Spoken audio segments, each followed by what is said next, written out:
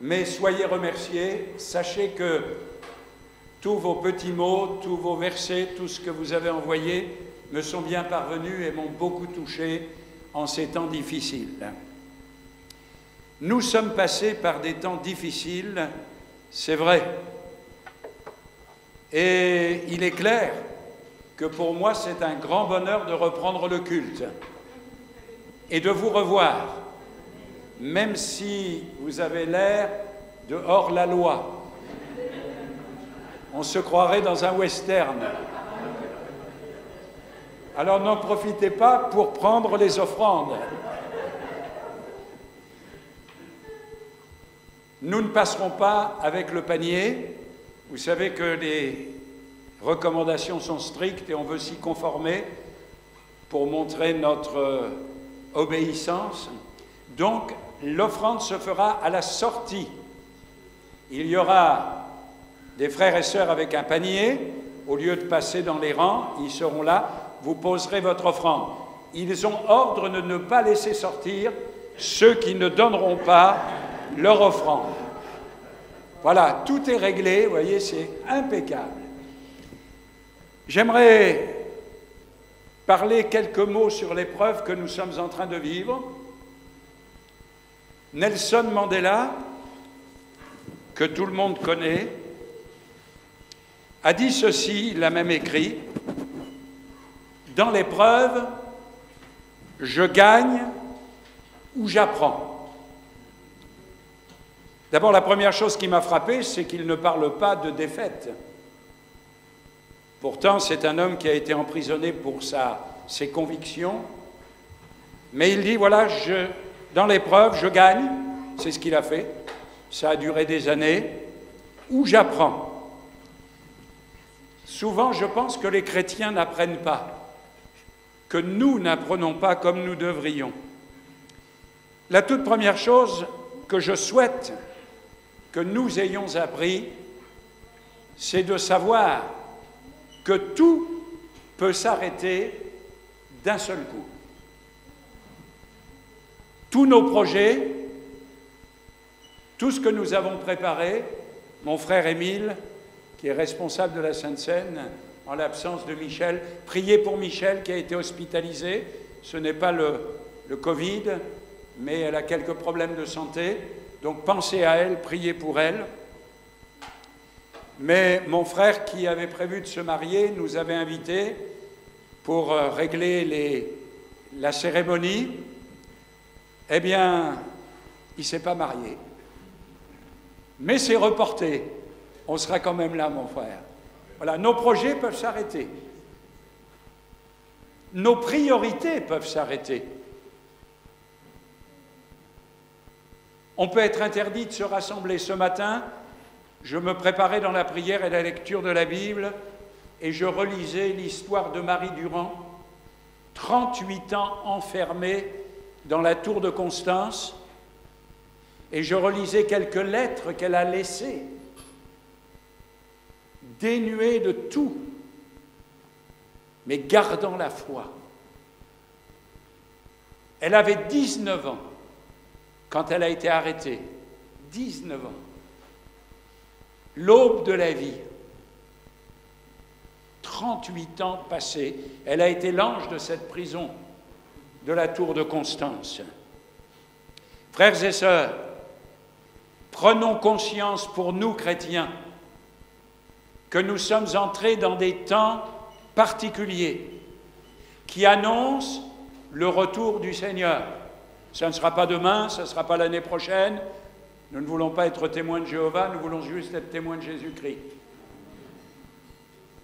Mais le Seigneur nous dit, quand vous verrez ces choses, vous vous rendez compte, les logiciels qui sont en train d'être mis au point, vous croiserez quelqu'un dans la rue et vous saurez s'il est malade ou pas. Mais réfléchissez à toutes les applications qui nous attendent. Frères et sœurs, je ne veux pas, en ce jour de Pentecôte, être monsieur catastrophe, mais pour nous, chrétiens, sachons lever nos têtes, sachons nous préparer, sachons être à la hauteur. J'aimerais intervenir aussi sur le terme de l'Église évangélique. On a beaucoup parlé de l'Église évangélique de Mulhouse. Alors j'ai réfléchi à cela et je voudrais faire une remarque. L'Église évangélique n'est une Église évangélique que parce qu'elle se conforme à l'Évangile. Une Église qui n'est pas évangélique n'est pas une Église. L'Église évangélique, elle est née sous la croix, comme nous l'avons entendu tout à l'heure. L'apôtre Paul dira « Je ne cherche autre chose que Jésus-Christ et Jésus-Christ crucifié ». La prédication ne repose pas sur les discours persuasifs de la sagesse, mais sur une démonstration d'esprit et de puissance. L'Église évangélique, c'est un Christ crucifié. C'est un Dieu qui s'est abaissé jusqu'à la profondeur la plus incroyable. J'ai écrit là sur mon iPad, jusqu'au fond de l'abîme de l'existence humaine. L'Église évangélique, c'est celui qui a à la tête non pas un pape ou un sous-pape,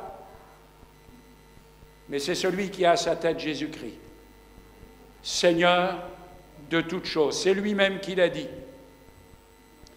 Et je termine en disant que l'Église évangélique, c'est un lieu de rencontre entre les hommes et les femmes, mais c'est un centre de communion entre Dieu et les hommes.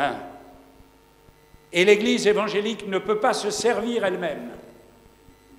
L'Église évangélique, elle ne peut que servir Dieu. Nous ne sommes pas là pour servir des hommes. Nous ne sommes pas là pour servir une religion.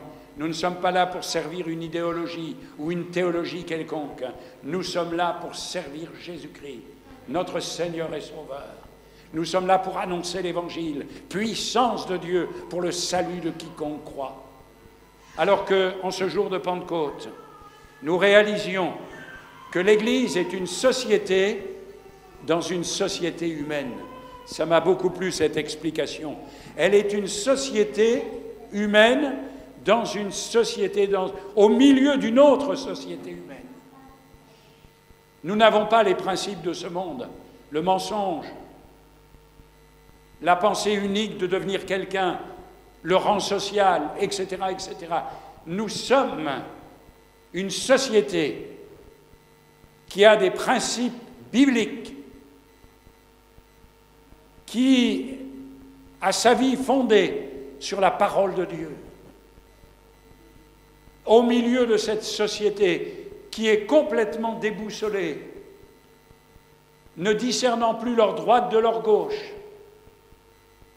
nous sommes là, comme le dira un jour le Seigneur, comme la lumière sur une montagne, comme le sel de la terre.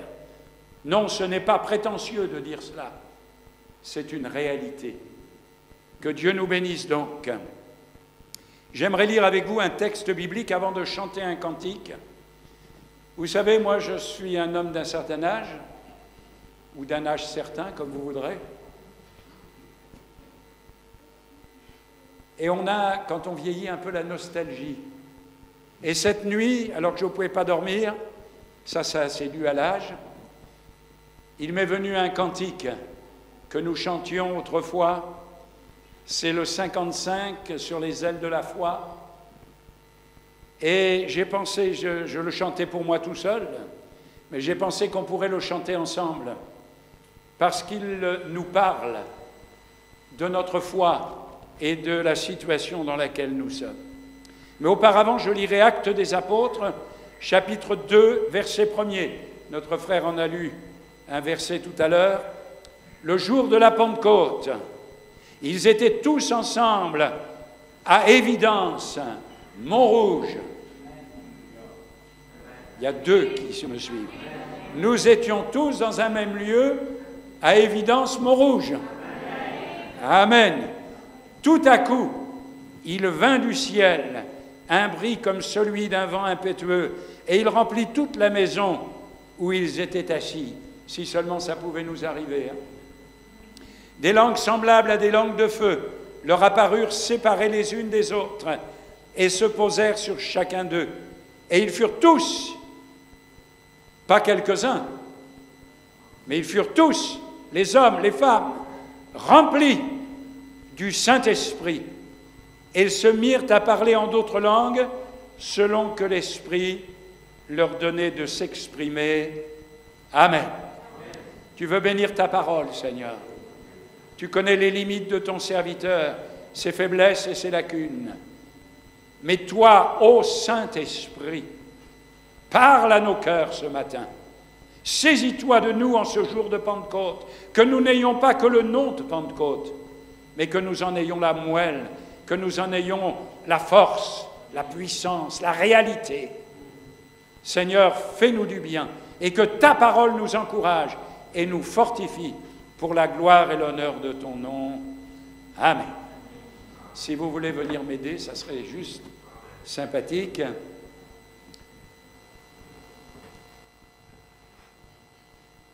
De Dieu, l'amour éternel, à mon cœur s'est fait connaître.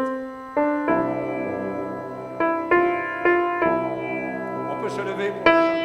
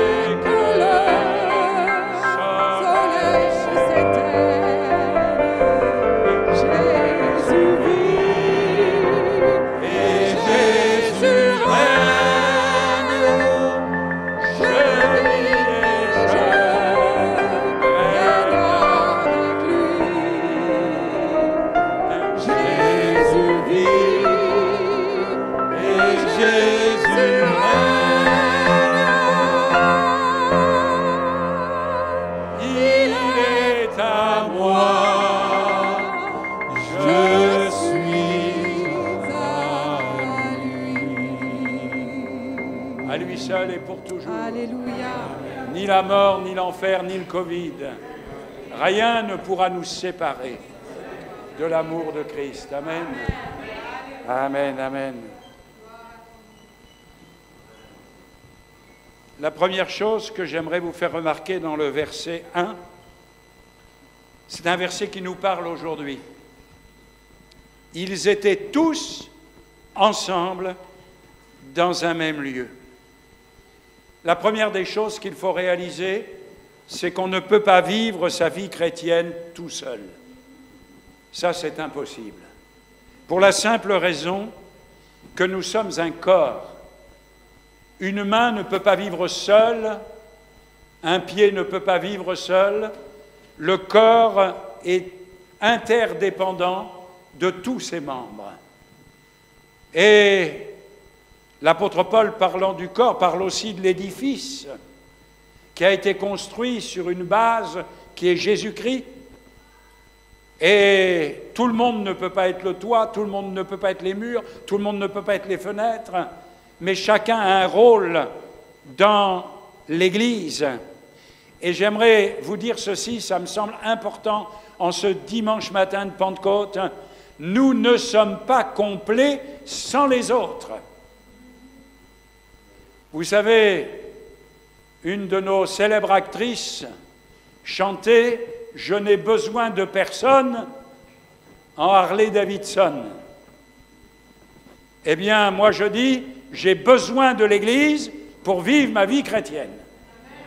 J'ai besoin de mes frères et de mes sœurs qui vont m'apprendre la patience, la tolérance, la tempérance, qui vont m'apprendre beaucoup de choses et qui vont surtout être ce que je ne suis pas. Je parlais à quelqu'un qui n'est pas là ce matin, c'est quelqu'un d'un autre département, je lui disais, moi je suis un homme de terrain, je suis un fonceur. Un jour je disais à ma femme, je disais, mais moi j'ai le pied à fond sur l'accélérateur. Elle m'a dit, mais regarde les morts sur le bord de la route. Est-ce que tu ne devrais pas mettre aussi un peu la pédale, appuyer un peu sur la pédale de frein? Et j'ai été obligé de m'entourer de secrétaires, hommes ou femmes, qui avaient les pieds sur terre. J'ai mon frère le pasteur Dominique Moureau, peut-être que vous connaissez, je l'ai eu comme stagiaire, et son épouse était ma trésorière, la trésorière de l'Église. On a eu souvent des conflits tous les deux. Parce que moi, je fonçais et elle freinait. Alors, si vous êtes dans la même voiture et que vous vous servez des deux pédales à la fois, vous voyez ce que ça donne. Mais je bénis Dieu de ce que nous sommes capables de nous entourer de gens qui nous complètent. L'Église, c'est un ensemble. Il y a des gens qui disent « Moi, je ne veux pas de problème, je reste à la maison. » Mais vous n'êtes pas l'Église à la maison. Même si vous le croyez. À la maison, vous êtes un chrétien isolé, et un jour, un pasteur visitait, c'était il y a bien longtemps, un pasteur visitait des chrétiens, un couple de chrétiens qui ne venaient plus à l'église parce qu'on leur avait mal répondu, le pasteur les avait pas salués ou que sais-je. Alors, ce cher pasteur que j'ai bien connu, qui était pasteur à Elbeuf à l'époque, est allé visiter ce couple. Et ils ont dit, mais pasteur, nous, on a gardé la foi. On prend la Sainte Seine ensemble le dimanche matin, mon mari et moi, parce que c'est souvent les femmes qui parlent à ce moment-là. Non, c'est mon expérience qui me fait parler. Hein. Et puis il y avait, dans la maison où il se trouvait, une cheminée avec du bois qui brûlait. Alors le pasteur n'a pas répondu, il est parti vers la cheminée, il a pris une braise avec la pince, il a pris une braise, il l'a sortie du feu, et puis il a marché comme ça, quelques secondes, peut-être une minute. Et puis ensuite il a dit, vous pouvez la prendre, elle est froide. Et puis quand vous la prendrez, vous regarderez vos mains, elles seront sales. Vous voyez, quand un chrétien quitte le foyer, quand il ne brûle plus au milieu des autres, il se refroidit et bien souvent, il devient critique. Ils étaient tous ensemble dans un même lieu. C'était un jour de fête à Jérusalem. On venait des quatre coins de l'Empire, puisque c'était l'Empire romain. Et les Juifs venaient des quatre coins de l'Empire pour se retrouver pour la fête de Pentecôte. Vous savez que le mot Pentecôte veut dire 50. C'était les 50 jours après la moisson. Les 50 jours où, sur le Sinaï, après la sortie d'Égypte, Moïse a reçu la loi divine. Et c'était une fête extraordinaire. Et le Seigneur savait ce qu'il faisait lorsqu'il a dit aux apôtres et aux disciples, vous attendrez. C'est moi qui sais le moment, le jour et l'heure où vous serez baptisés du Saint-Esprit. Parce qu'en ce jour-là, il se produira quelque chose d'extraordinaire. Mais Dieu a des temps. Les temps de Dieu ne sont pas les nôtres. Moi, je veux croire que Dieu va donner un temps pour la France. Et je crois même plus que cela. Il va nous donner un temps ici à Évidence. La Pâque nous parle de la sortie d'Égypte. Je pense souvent à cette sortie d'Égypte, symbolisant la sortie de la servitude, et pour nous la servitude du péché. Nous sommes sortis et nous nous sommes convertis. Mes brebis, elles sortent et elles entrent. Elles sortiront et elles entreront. Nous sommes sortis de ce monde sans espérance, de ce monde sans loi, sans foi. Même nos gouvernants ne savent plus quoi faire.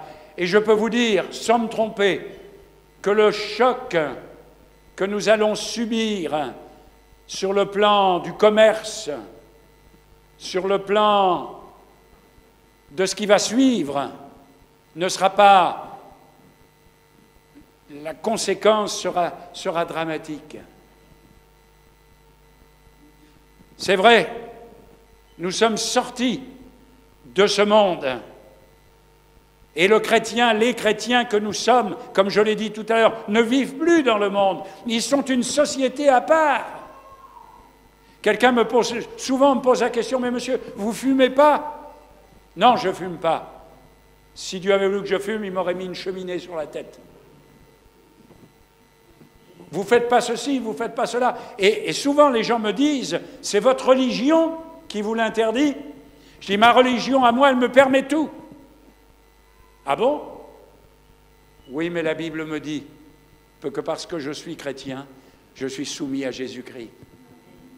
Et je ne fume pas, je ne fais pas ces choses-là. Pourquoi? Parce que je veux plaire à celui qui m'a enrôlé, à celui qui m'a appelé. Je peux tout faire. Mais depuis que je suis devenu chrétien, vous savez, je disais cette semaine encore à quelqu'un, je disais avant d'être converti, c'est un homme de 20 ans, Sur 3 mots, je disais 4 grossièretés. J'avais un langage ordurier. Le jour de ma conversion à Jésus-Christ, mon langage a changé.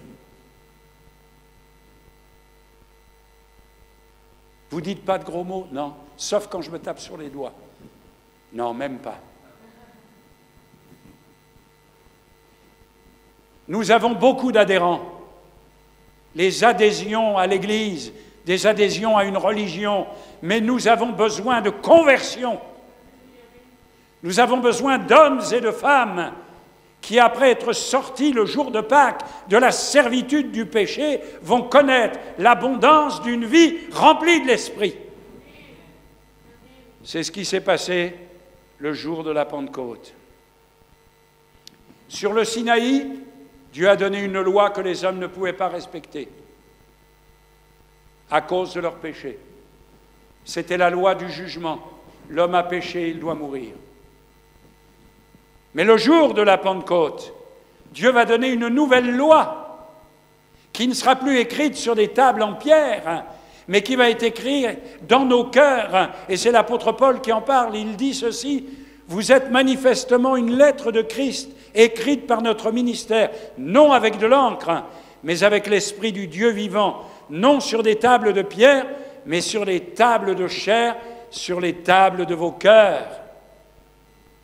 Frères et sœurs, la Pentecôte, c'est la lettre qui tue, mais l'Esprit qui vivifie. La Pentecôte, c'est ce qui nous renouvelle chaque jour, à chaque instant. C'est ce qui nous permet de croire que le sang précieux de l'agneau nous a lavés, purifiés de tous nos péchés. Je dis souvent ceci à ma famille. Je dis, si le sang de Jésus arrêtait ne serait-ce qu'une minute de nous purifier et que pendant cette minute nous mourons, nous sommes perdus pour l'éternité. Qu'est-ce qui fait que nous pouvons être sauvés? C'est le sang de l'agneau qui est présenté pour le pardon de nos péchés et de notre misère. Moïse est monté sur le Sinaï et il en est redescendu avec les tables de la loi pour les communiquer au peuple. Christ est monté au ciel, non pas avec le sacrifice des bœufs et des brebis, mais il est monté avec son propre sang qu'il a présenté à Dieu le Père, le sacrifice parfait. Vous réalisez cela? Le sacrifice parfait.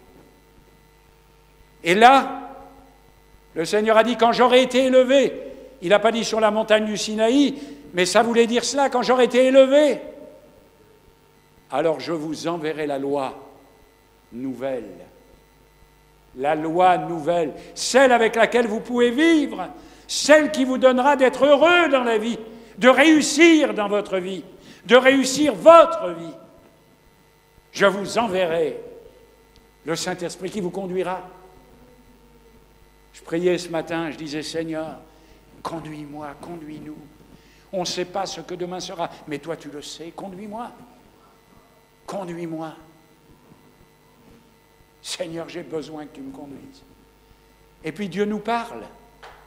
Ça aussi, les gens ont du mal à le comprendre. Comment ça, Dieu vous parle? Bon, il y a des chrétiens, Dieu leur parle tout le temps, alors ça, c'est un peu plus compliqué à croire. Hein. Il y a des gens, Dieu m'a parlé. Ah bon? Oui. Mais il vous parle combien de fois? Au moins 10 fois par jour. Ah, je dis, bon, vous avez de la chance, vous. Mais de temps en temps, Dieu nous dit, attention, pourquoi on fait ceci et pas cela? Pourquoi on est poussé dans telle direction et pas dans celle-ci? Parce que Dieu veille, parce que le Saint-Esprit est là. Et comme Israël était rassemblé au pied du mont Sinaï, là, le verset de l'Exode m'a frappé. Il est dit ceci, je vous le lis. Les enfants d'Israël arrivèrent ce jour-là. Ce jour-là. Quand je me suis converti, je travaillais toujours dans mon travail séculier et parfois j'étais très fatigué. J'avais déjà une famille, des enfants, 2 enfants, et je travaillais dans la mécanique, c'était pas toujours très, très facile. Et je me disais, le mardi, par exemple, ou le vendredi, il y avait les réunions de prière et d'évangélisation. Alors je me disais, ce soir, je n'irai pas à la réunion. Je suis trop fatigué. Et puis, dans le courant de la journée, une fois que j'avais quitté mon travail, je me disais ceci. Mais si ce soir, il se passait quelque chose à l'Église, si le Saint-Esprit venait, et s'il y avait une manifestation particulière, et que je ne sois pas là, ce n'est pas possible. Et j'ai souvent expérimenté ceci. C'est que de se retrouver ensemble pour prier, adorer Dieu, bénir Dieu, c'est le moment où Dieu nous fait du bien. Et souvent, j'arrivais à la réunion fatigué et je sortais en forme. Oui, le Seigneur a dit, ils arrivèrent ce jour-là, le jour où le Seigneur a touché mon cœur, le jour où le Seigneur a changé ma vie. Mes enfants, ma famille peuvent bénir Dieu chaque jour de leur vie, de ce qu'un jour leur père se soit converti. Sinon, ça aurait été le drame, comme dans tant d'autres familles. Je te bénis, Seigneur. Je te bénis de ce que tu as pris ma vie en main. Je te bénis ce matin de ce que tu me conduis jour après jour. Je te bénis ce matin. Frères et sœurs, les Israélites ont dit ceci, quand Moïse leur a parlé de la part de Dieu, « Nous ferons tout ce que l'Éternel a dit. » Vous trouvez ça dans Exode 19. « Nous ferons tout ce que l'Éternel a dit. » Ils étaient pleins de bonne volonté. Ça me rappelle un peu quand on plonge les gens dans les eaux du baptême. Tu t'engages à rester fidèle tous les jours de ta vie. Oui. Combien de gens se sont engagés dans les eaux du baptême? Combien de gens ont levé la main à l'appel et le pied après pour s'en aller? Frères et sœurs, nous ne pourrons tenir que par l'action du Saint-Esprit. C'est Dieu qui nous tient, c'est Dieu qui nous garde, c'est Dieu qui nous encourage. J'aimerais vous parler aussi du verset 2. Tout à coup, il vint du ciel un bruit comme celui d'un vent impétueux. Je me suis posé la question, mais pourquoi est-ce que Dieu a permis qu'il puisse y avoir une manifestation physique? Parce que ce que nous ressentons à l'intérieur, nos sentiments, c'est une chose. Parfois, ils nous trompent. Mais Dieu voulait que l'expérience soit aussi matérielle, physique. D'abord, il est dit, le texte pourrait dire tout à coup, il y eut un bruit. Le texte pourrait dire ça, tout d'un coup, il y eut un bruit comme celui d'un vent impétueux. Mais l'évangéliste Luc qui écrit, il est sous l'inspiration de l'Esprit, va dire, il vint du ciel. Et à l'époque où nous vivons, il y en a des bruits. Mais ils ne viennent pas du ciel. Les bruits de la terre, les bruits de l'enfer, les bruits des démons, on n'en parle pas parce que, comme me disait un jour quelqu'un, « Oh, mais l'enfer n'existe pas !» Et comme c'était un homme d'église, je lui ai dit, « Mais qu'est-ce que vous prêchez à vos gens ?»« Ah, mais je leur prêche l'enfer pour leur faire peur. » Mais l'enfer existe, les démons existent. Regardez ce qui se passe dans le monde. Le nombre de femmes que l'on martyrise, le nombre d'hommes que l'on martyrise, le nombre d'enfants que l'on martyrise. Si vous ne croyez pas aux démons, regardez ce qui se passe dans notre monde.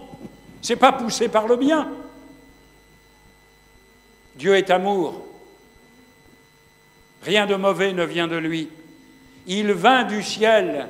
Moi, j'ai besoin de révélation, mais pas de n'importe laquelle. J'ai besoin de la révélation que Dieu a laissée dans sa parole. Et je crois en sa parole parce que pour moi, la Bible, c'est la révélation de Dieu. Ah Seigneur, ce n'est pas le produit d'une atmosphère terrestre, une ambiance. Vous avez aujourd'hui des églises où il faut de l'ambiance. Mais ce n'est pas de l'ambiance qu'il nous faut, c'est une action de l'esprit. L'ambiance, on peut toujours la créer. Mais l'action de l'Esprit, ça ne se crée pas. Dieu nous la donne ou il ne nous la donne pas. Demandons-la au Seigneur. Le vent impétueux. Alors, pourquoi il y a eu du vent? Vous savez pourquoi il y a eu du vent? Oh! Je ne vous vois pas derrière vos masques. Pourquoi il y a eu du vent? Parce que dans la Bible, le vent, c'est la manifestation de Dieu. Et ce que Dieu voulait aussi, c'est qu'ils aient de la crainte. Il y a eu comme un vent violent qui est venu. Vous vous imaginez, quand une tempête se déchaîne, on n'est pas rassuré. Parce qu'en réalité, Dieu voulait les insécuriser. Qu'est-ce qui arrive? Qu'est-ce qui se passe? Parce que quand on est insécurisé, on est attentif. J'ai été soldat, j'ai fait des gardes de nuit. À vers 2-3 heures du matin, quand vous entendez du bruit et que vous êtes insécurisé, vous avez beau avoir un fusil, si l'autre il tire plus vite que vous, alors vous entendez du bruit. Et même la nuit comme ça, parfois, vous avez l'impression que le buisson est en train de bouger. Hein? Dans l'insécurité, ça vous rend attentif.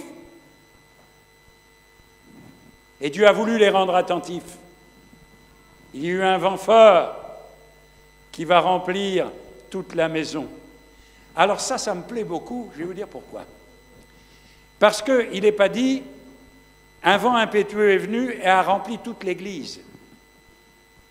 Elle n'existe pas encore, mais Dieu va montrer que maintenant, le temple, c'est du passé. L'église, ce n'est pas un bâtiment. L'église, ce sont des pierres vivantes, les pierres vivantes que nous sommes.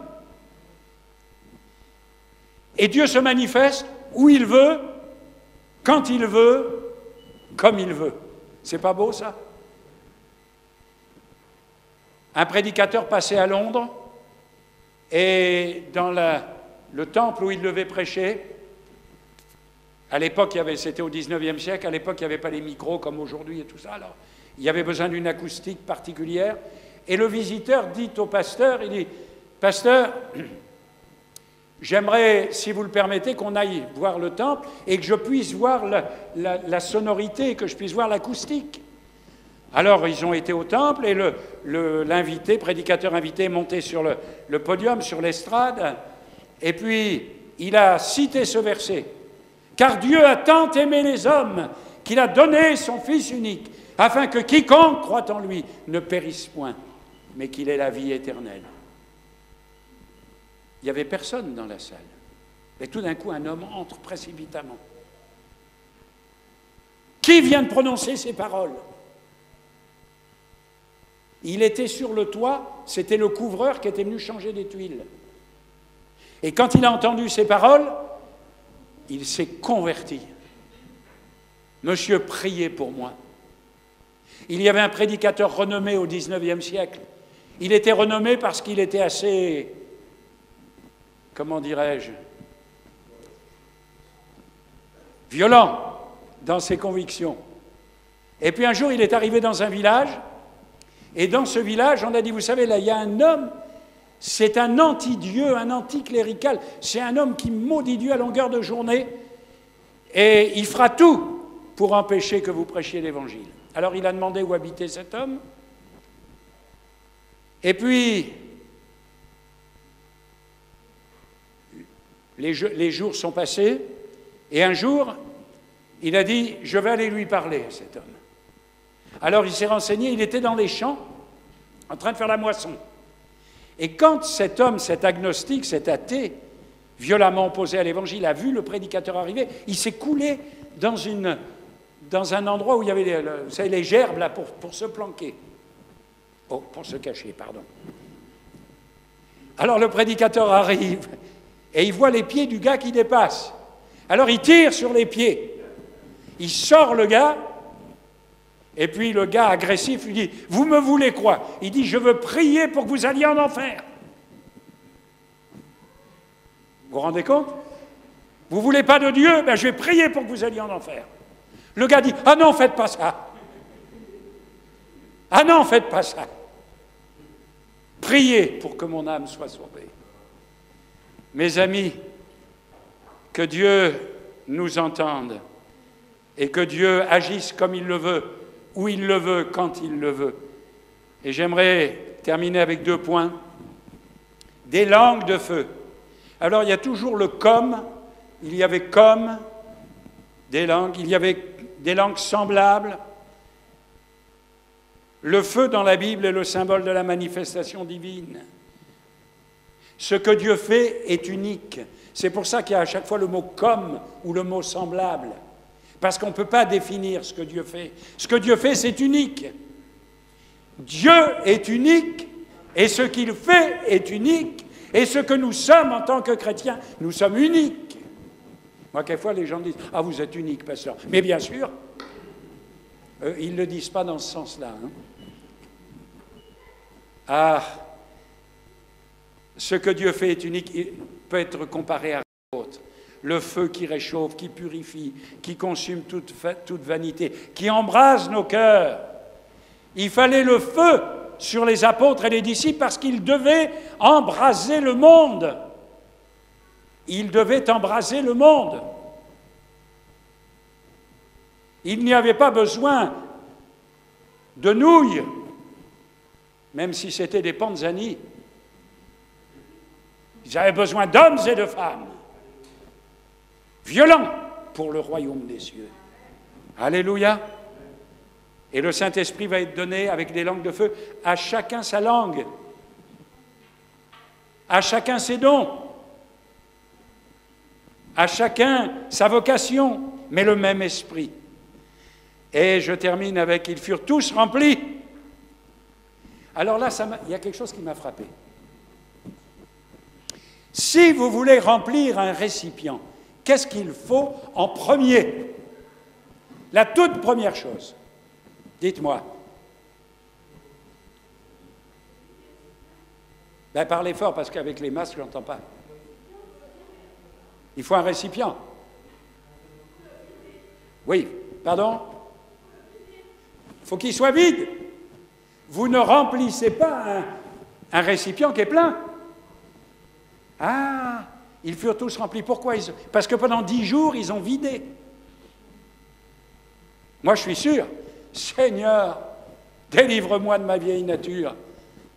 Comme cette femme qui priait, son mari n'était pas converti, et il l'avait suivi clandestinement à l'église, et puis elle était à la réunion de prière, elle disait, Seigneur, fais mourir mon vieil homme. Alors quand il a vu le pasteur, il a dit, mais moi je ne viens plus dans vos réunions, ma femme elle prie pour que je meure. Mes sœurs, faites mourir le vieil homme. Mes frères, faisons mourir le vieil homme. Qu'il n'y ait plus en nous tout ce qui remplit notre vie, notre cœur, notre âme, tout ce qui captive l'orgueil, tout ce qui est charnel, la conscience de nos propres capacités, le désir de paraître, les soucis de la vie. Enfin, je ne vais pas vous énumérer tout ce que nous connaissons par cœur et qui est à l'intérieur de nos vies. Si nous nous vidons, le Saint-Esprit viendra et il remplira notre vie. Tant que nous occupons la place, il ne peut pas la prendre. Mais le jour où nous lui laissons l'accès, alors il nous remplit. Le Saint-Esprit ne nous remplira jamais pour notre propre gloire. Il ne nous remplira jamais pour nous satisfaire. Mais il nous rendra capables d'être de véritables chrétiens, capables d'annoncer Christ, capables d'amener des hommes et des femmes à se réconcilier avec Dieu. Frères et sœurs, et ils se mirent à parler en d'autres langues. Et ça, je voudrais terminer en disant, les langues qu'ils ont entendues, ou plutôt qu'ils ont comprises, ces langues, c'était l'adoration à Dieu. Ce n'était pas de l'évangélisation.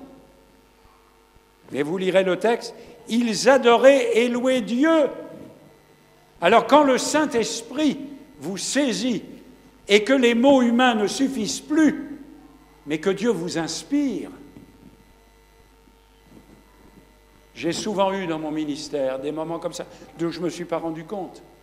La femme d'un pasteur dernièrement me disait, d'un pasteur qui a mon âge, et sa femme me disait, frère, vous ne vous souvenez pas, mais la première fois que je suis venu écouter l'Évangile, c'était une réunion de jeunesse, à tel et tel endroit et vous étiez le prédicateur. Et tout d'un coup, pendant que vous prêchiez, vous m'avez pointé du doigt comme ça. C'est pas beau, hein, en plus. Et il dit, mais à ce moment-là, il s'est produit quelque chose dans mon cœur. Et vous avez parlé de tout ce qui me préoccupait. Alors, je ne vais pas vous raconter ce qui l'a préoccupé, ce n'était pas important pour nous ce matin. Mais elle m'a dit, ce jour-là, j'ai compris que Dieu me parlait.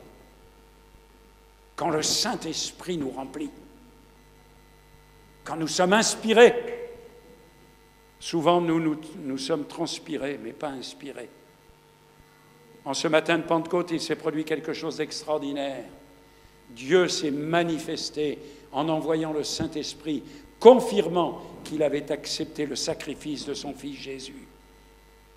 Avant la Pentecôte, les disciples étaient capables de prier, voire longuement. Mais à l'action du Saint-Esprit, ils oublient tout ce qui les entoure pour glorifier la sagesse, la gloire, l'amour et la compassion de Dieu. Et comme le langage naturel ne suffit pas, ils se sont mis à parler en d'autres langues. Amen. Que Dieu nous bénisse ce matin. Notre bien-aimé Seigneur et Sauveur, merci pour ta parole. Pallie à toutes les faiblesses de ton serviteur et donne-nous dans ta grâce d'être puissamment fortifiés en ces temps de troubles, en ces temps, Seigneur mon Dieu, où il y a tant d'incertitudes, tant de craintes, tant de peur, tant d'angoisse. Seigneur, donne-nous des convictions spirituelles. Envoie-nous le Saint-Esprit pour qu'il parle à nos cœurs et qu'il nous encourage. Brûle en nous tout ce qui ne te convient pas. Aide-nous à vider le récipient que nous sommes pour que tu puisses le remplir pleinement. À ton nom, Seigneur, soit toute la gloire. Amen. Amen.